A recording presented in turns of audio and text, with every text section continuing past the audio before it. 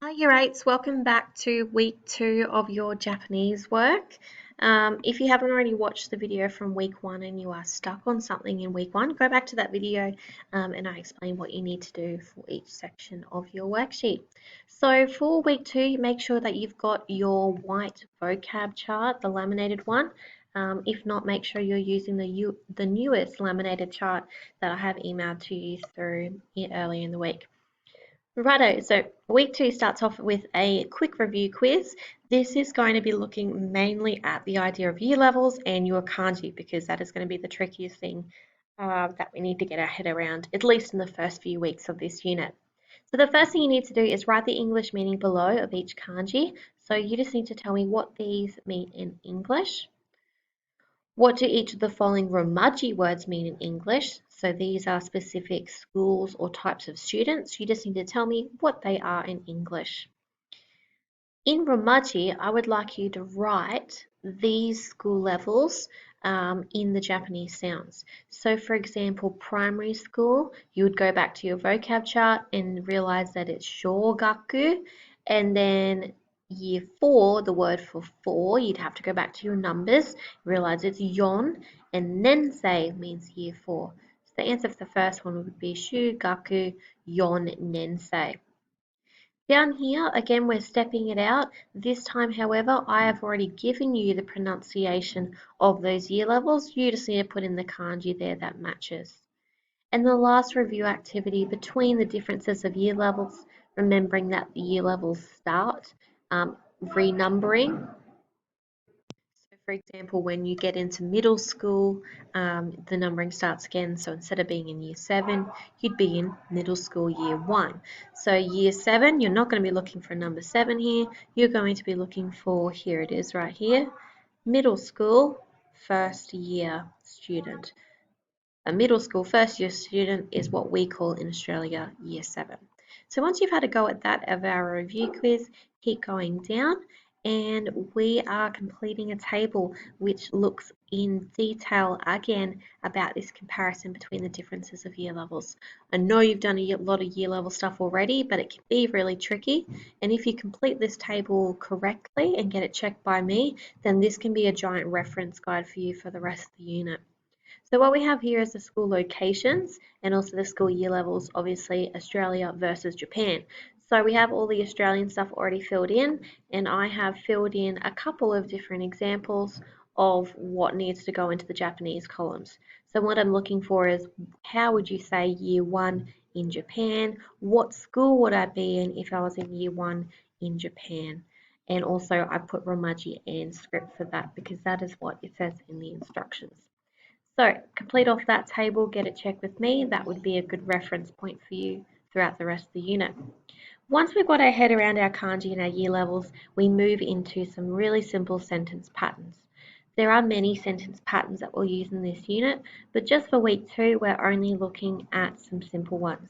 We've got one question and 2 possible answers. So the question we have is nan nensei desu ka? Or what year is it? Question mark. What year are you in?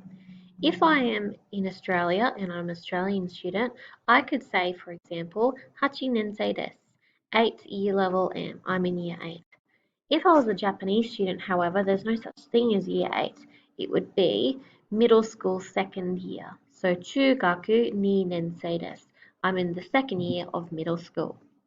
Once you've got your head around the 2 questions, make sure that you highlight the different parts so you can step out where everything is going to go in those sentence patterns.